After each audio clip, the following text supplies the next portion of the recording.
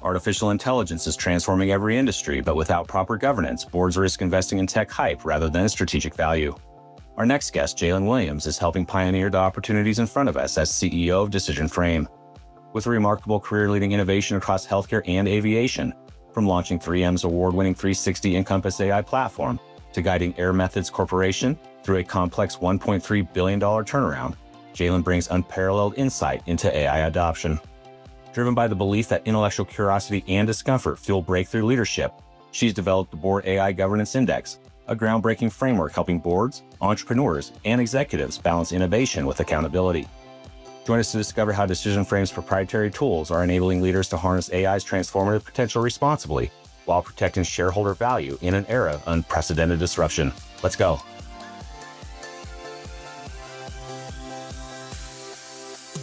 Welcome to Passionate Pioneers with Mike Biselli, where we highlight and speak with the innovators, the game changers, and the pioneers who are deeply passionate and relentless in solving the problems our world is facing today. This is your opportunity to connect with and learn from these leaders and to support them on their mission. Perhaps they will soon be hearing your story as well. This is Passionate Pioneers with Mike Biselli. I look forward to having you on this journey with us.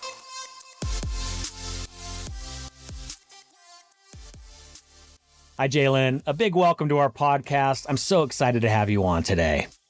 Hey, great to be here and be part of your great audience, Mike. Well, given your extensive experience leading transformative organizations across healthcare, aviation, and AI, from pioneering the award-winning 360 Encompass AI platform at 3M Health Information Systems to navigating a complex turnaround as CEO of Air Methods Corporation, plug for a Denver company, and your current work developing the Board AI Governance Index to help leaders adopt AI responsibly while capturing its transformative potential. I'm very excited for this timely and important conversation today. But before we dive in, a bit of housekeeping. While listening to any of our episodes, please take a moment to subscribe to the podcast so you will automatically receive episode updates in your podcast player. Simply search Passionate Pioneers with Mike Biselli in Apple Podcasts, Spotify, or wherever you listen to your podcasts. And lastly, please visit the bottom of the episode notes to connect with me on LinkedIn and X in order to further the conversations occurring on this podcast. All right, JaeLynn, it's almost time for our community to learn how you and the Decision Frame team are pioneering AI governance frameworks that help boards, entrepreneurs, and executives navigate the intersection of innovation and accountability. But first, what's that one piece of advice that you would give to others who are passionate about reimagining the health of our world? I think it all begins with intellectual curiosity, Mike. You got to dive in, you've got to get started and move to where you're uncomfortable. And if you're uncomfortable, you're probably in a good spot. Yeah, you never want to rest on the laurels, right? If you're not doing it right, if you're not uncomfortable. I absolutely love that, JaeLynn. You know, we were talking before we started recording. One of my mentors just burned it into my mindset in regards to being an entrepreneur. Start before you're ready, right? There's nothing wrong with being uncomfortable. Bringing that mind, the framework of curiosity and always asking questions to better understand the world around us, I think is a great thing that is very needed right now, especially in this fast-moving space that I know we're going to talk about, that is artificial intelligence. You better be a bit uncomfortable. It is moving at lightning speed. I know we're going to have a lot to discuss in regards to all of your customers and clients that you're working with in this very fast-moving and transformative time. JaeLynn, when you think about your storied history, again, we'll talk about that too on the other side of the commercial break. Was this also part of the culture that you would drive in with your colleagues and your teams? Lead with, dive in, be uncomfortable. How important was that to the culture and the success of companies that you have led? I think it's fundamental to everything, regardless whether the discipline is, launching 360 Encompass, which was an automation tool in healthcare. There was probably, in hindsight, more that we didn't know than we did, but we learned as we went. And had we started with a comprehensive list, we probably would have never made it across the finish line. And I think, as you go through a company transformation like Air Methods and, really coming through a restructuring, every single moment of that is new. You have to chart new waters. You have to give it your best thought. You have to move out and execute. So I think it's fundamental to be uncomfortable and to be willing to try new things and to really listen. And it's about listening to your customers, to your team, and incorporating that. And I think kind of always pushing. So absolutely, if you're comfortable, you're probably too late. And if you're not living on the edge of being curious and being a learner, then you're probably not leading your customers and, your team where they need to go. Well, and also speaking about uncharted waters, we are in those times. I'm so glad you're on the podcast today to discuss everything happening at your current organization and how you're working with leaders across industries to really think through how do we responsibly bring AI into them and for our customers and the folks that we serve. So we're going to discuss all of that and more after we get back from thanking our community champion sponsor. Healthcare faces a paradox that echoes through generations. While the current practices that help heal patients today are vital, it is crucial to evaluate them through an environmental lens. OSHA's Responsible for Tomorrow initiative is a collection of interviews featuring influential thought leaders and industry experts like you who share their sustainability strategies, insights, and provide valuable perspectives from diverse industries to inspire innovation within the healthcare sector. OSHA invites you to join this journey. Want to share your sustainability story? OSHA is actively looking for partners to highlight the important and inspiring work being done around the globe. Check out OSHA's Responsible for Tomorrow initiative and series at OSHA.com. That's OSSUR.com. Or visit the episode notes and click on their link. Together, and with OSHA helping lead the way, let's all be responsible for tomorrow. All right, we are back with JaeLynn Williams, founder of Decision Frame. JaeLynn, thank you so much on the front end. You really teed us up for one heck of a conversation. Most importantly, a very timely one with everything that's happening in regards to this term AI, artificial intelligence. It is a fast-moving space, not just in healthcare, but really any vertical and in our own personal lives. But of course, before we go there and talk about, this index that you're working on, we'll discuss a little bit later on how our listening community can get their hands on it, be a part of the assessment. Before we get into all of that, JaeLynn, you've had a storied career. You've had some incredible stops along the way, transformative career from positions of leadership and otherwise. Discuss a little bit of how all of that has really framed up to where you are today and founding Decision Frames. What were those aha moments that I have to do this next? And then, of course, we'll discuss a little bit of where are things today? Who exactly is Decision Frame? Who are you serving? What's the response been out in the marketplace around some of this work that you're offering up with Decision Frame? Then, of course, we got to look a little bit into the crystal ball. What are you seeing on the horizon from your kind of chair of expertise and working with these clients all over the industry? And then we can't let you out of here until we can figure out some ways to help you out. But of course, before we go all into that, JaeLynn, again, bring us back a bit. Give us a little bit of that journey leading up to today and why you felt the absolute need and burning desire to found Decision Frame. What are some of those past experiences that you can share that really led up to today? Yeah, so happy to. I have had a pretty varied career mashing up healthcare and aviation, probably two of the most regulated industries in the world, and put them together just for fun. So most recently, I was CEO of Air Methods, and prior to that, I was at GE and then at 3M Health Information Systems, as you mentioned. And in all of those circumstances, I had the opportunity, I think uniquely so at the executive level, to actually implement AI. So that's kind of the first thing. When we went through releasing 360 Encompass, which was, automation of clinical coding in the hospital system, we encountered a lot of challenges, and we can talk a little bit about those later on, but we encountered a lot of challenges, had kind of, our time on the precipice and came out, looking really good. And then moving kind of fast forward, I had experiences where, some automation, one project didn't go so well. And then another one, more around market selection, and it went really well. So I think a unique perspective of having been an executive that has actually implemented and been through the peaks and valleys of this technology was one fundamental piece. Then the second piece is as you start to listen to all the conversations and all the hype, you hear everything from people coming out in the earnings calls and saying, we're going to release 40% of our call center staff. What that means is the next time you're on an earnings call, they're going to ask you how that translated to your bottom line. Like, where is that? At the same time, all of your team is hearing that you're going to eliminate 40% of your call center staff, and they've all started looking for new roles. So you have this spectrum of people wanting to be innovative, and they're making bold statements and bold moves. And then you have the other side of the spectrum where people aren't talking about it all, and that's also negative, right? we're not really saying clearly to our investors and our shareholders where we're headed with AI, and that's not great. And then you kind of have this big piece in the middle of a million pilots that may take you somewhere, may not take you somewhere, and a lot of money's being spent on those pilots and maybe a lot of credibility. So as I looked at this, I felt that having the experience that I've had and the opportunities I've had, that you could really put some structure that would help us innovate with more focus and better outcomes than maybe kind of what we currently have with this urgency of everybody needs to be doing something with AI and everybody's dabbling, but is it really going to be the right thing for the patients, for your investors? And so that was kind of what I think was unique about my background. And then if you think backward to, when we had the High Tech Act, I think we've seen in healthcare how a really rushed technology implementation sometimes can actually be disruptive. So EMRs in their first iterations created a lot of physician burnout, changed a lot of workflows.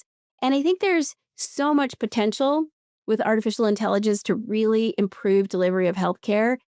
We want to do it right. We want to learn from that experience, and we want to do it right so that we don't kind of repeat those mistakes of the past. So I think a framework becomes really essential for how do we think through what's a pretty complicated suite of technology.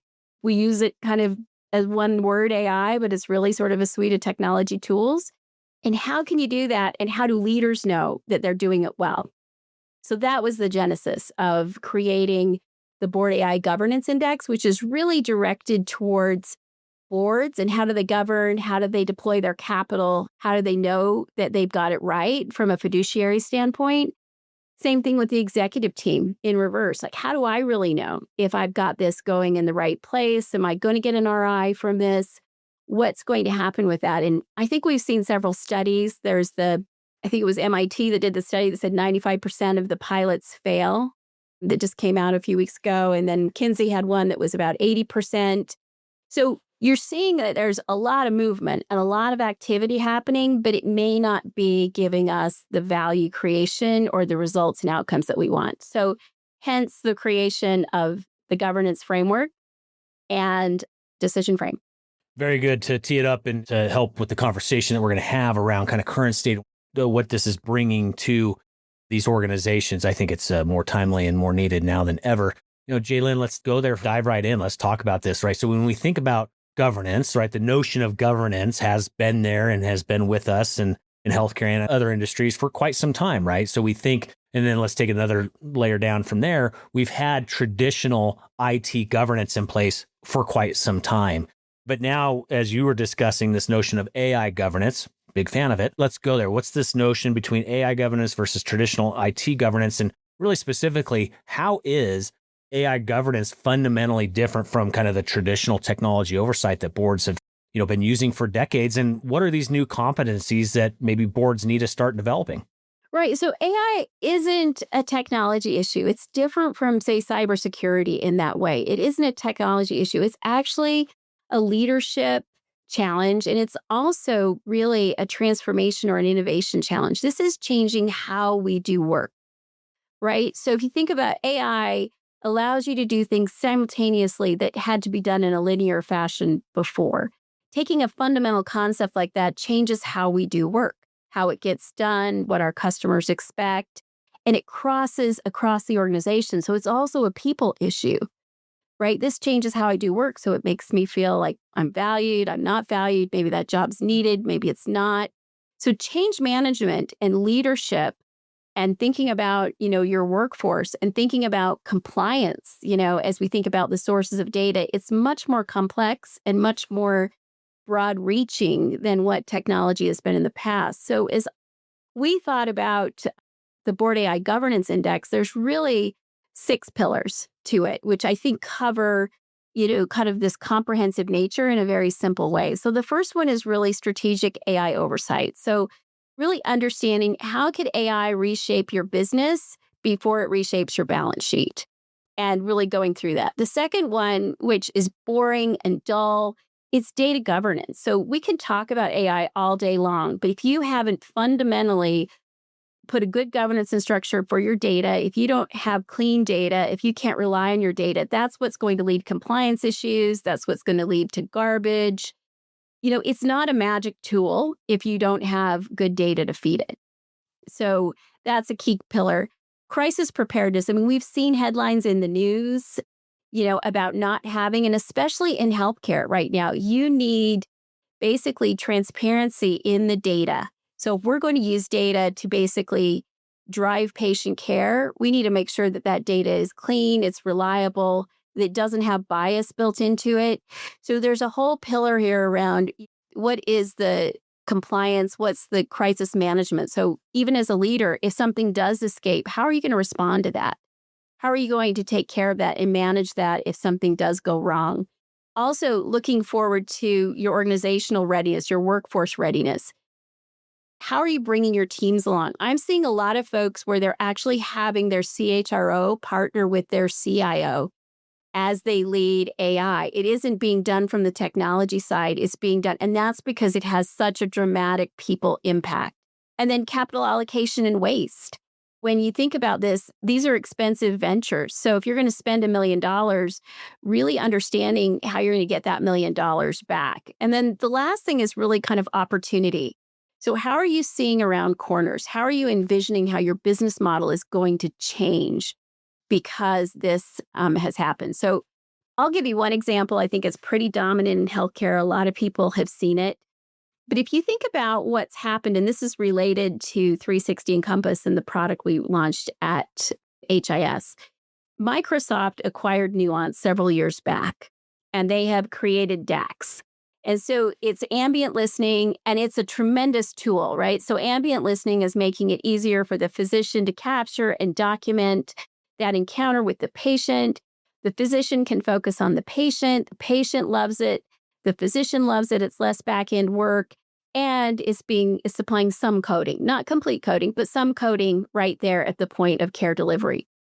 That is happening well upstream from where all traditional coding used to happen, kind of back office in the middle of the revenue cycle. So now if you're sitting in the middle of the revenue cycle, you have to start to ask your questions about how does this change my value proposition if 20% or 30% of the coding is being done upstream? The second thing is it's actually better for the patient and for the physician, for everyone involved, right? Like this is a better use case that you are now being disintermediated by something that's happening earlier in the value chain than where you were before, earlier in the workflow. So really, as you think about governing and leading well, you need to start to think around corners like, how could I be disintermediated? So that opportunity is kind of the sixth pillar of this. Like, how do you stand back and think, what questions do you ask to say, is my business model at risk? Am I going to be disintermediated by a better way to do this because technology will now allow that to happen? So those are the 6 pillars. And I think that they're really going to take us to some pretty amazing technology implementations, but I think we will find winners and losers. And so as a leader, whether you're a leader of a team, leader of a business, a board, you need a framework to start to guide these complex conversations. And that's what the governance index is it's a framework to handle those 6 areas, to feel confident that you've got a handle on them and that you know kind of where those are going to go. Important and timely and needed. We're seeing these things coming at organizations faster and faster and faster. So it's great to see how you're mapping it out and how you're building these frameworks around these needs that are coming at us so incredibly fast right now. And of course, let's talk about those boards that you are serving. And you know as well as I do that boards at this current time, they're facing critical decisions, and you kind of just outlined some of them, are facing critical decisions, when investing in artificial intelligence that can create value versus falling into the tech hype that may destroy it as well. So if we think about that, what are, from your perspective, what you're seeing and working with your clients, what are some of the warning signs that maybe a board paying attention to that they are heading toward the latter, this notion of that the hype could potentially destroy it? And how can your index help them course correct during these somewhat uncertain and, times? And like you said earlier, being able to peek around the corner. How would you handle that? And how would you share that with our audience around how boards should be thinking about this? So there's a couple of things that come to mind they're really interesting. So I was in a group of board directors, and it was with a presentation for a company that helps you implement artificial intelligence technologies with your software engineering groups.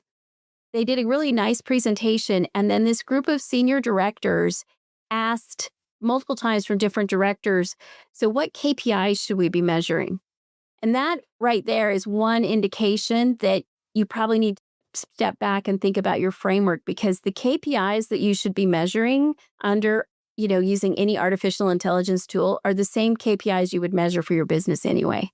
There isn't a fundamentally different KPI that comes because you have applied AI. AI is a tool.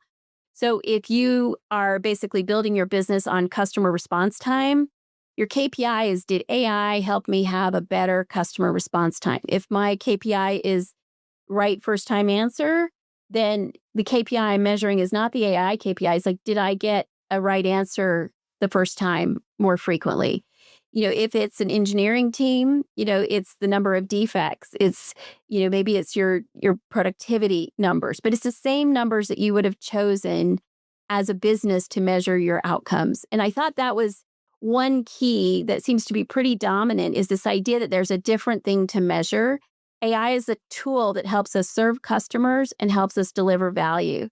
So your KPI values should be the same as they would be for your investors in any case. So that would be one area that I would say, if you're having questions or you're measuring a lot of KPIs that are different from those core KPIs that drive your business to make money and create net income, then that's probably a place to step back and think about that.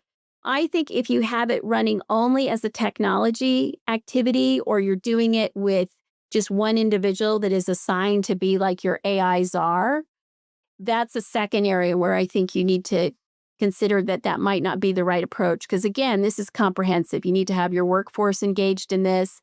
Those that engage their workforces are seeing the best outcomes.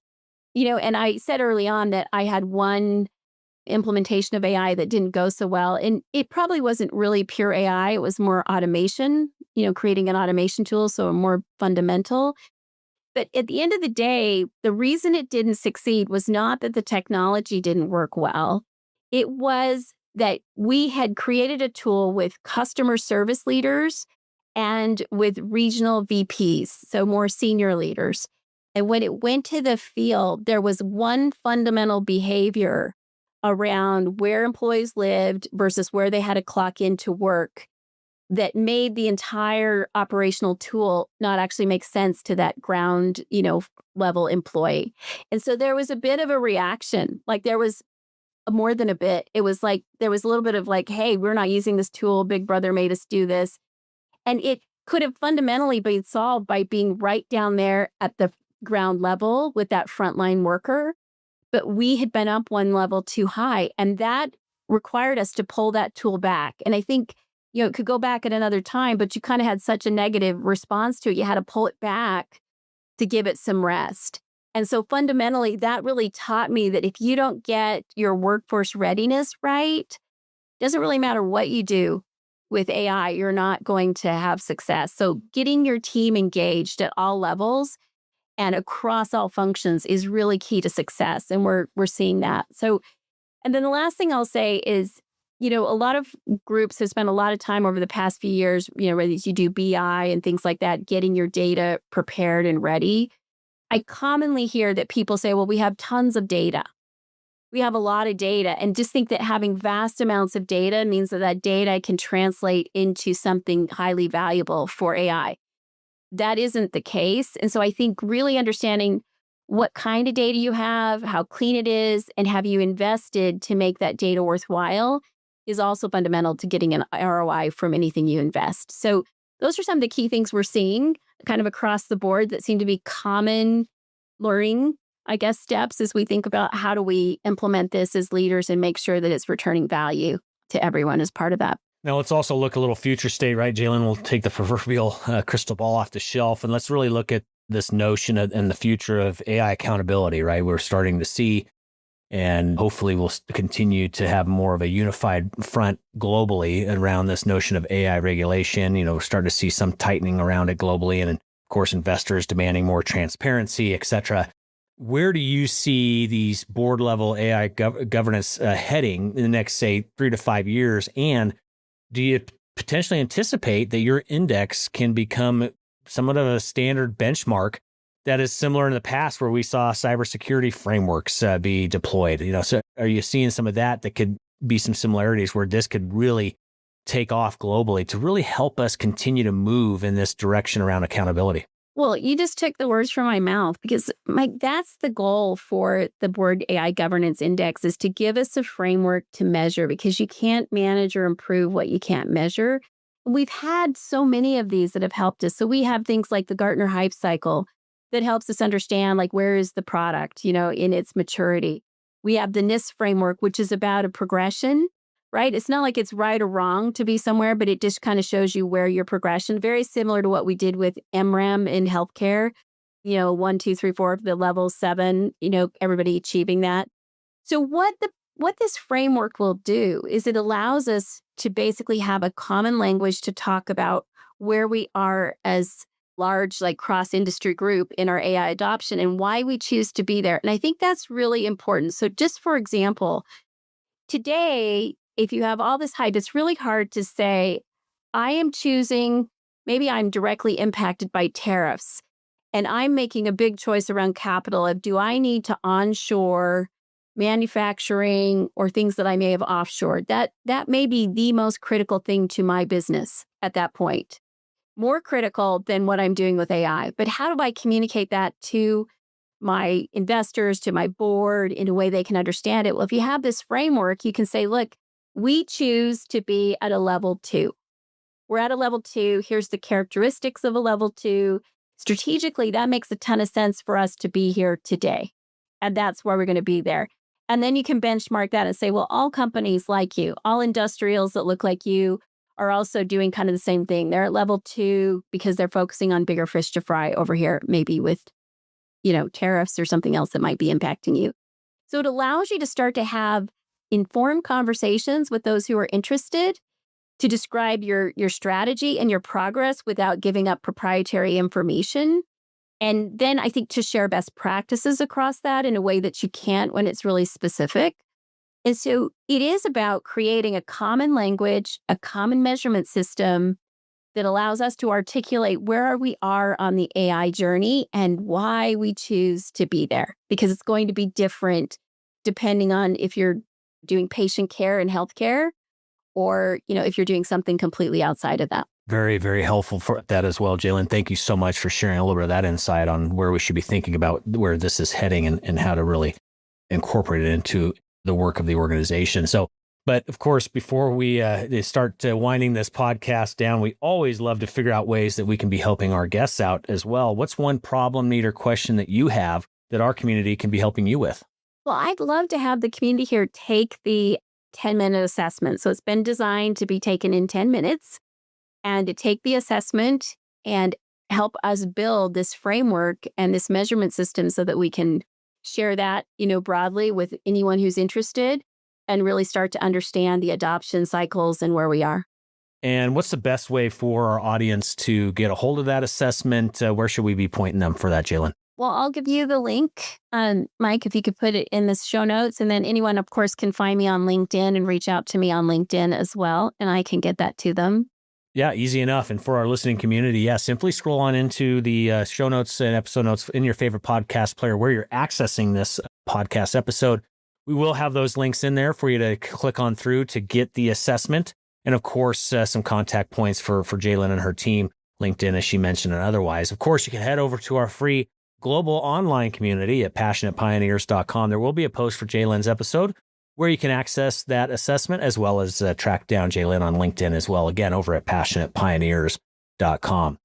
Well, JaeLynn, thank you so much for all that. A wonderful, wonderful set of recommendations and information for our community. But of course, before we let you off the hook and get you out of here from this podcast interview and the wonderful conversation we had, one more piece for you. It's a fill in the blank. I'm a passionate pioneer because AI will rewrite healthcare, but leadership will decide how the story ends.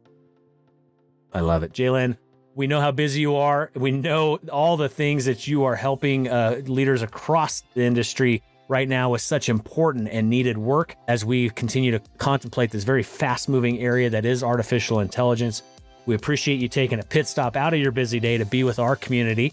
We look forward to continuing to follow your journey and all the things that you are bringing to help usher in a new era here. But for now, of course, JaeLynn, thank you so much for taking the time to be with our community today.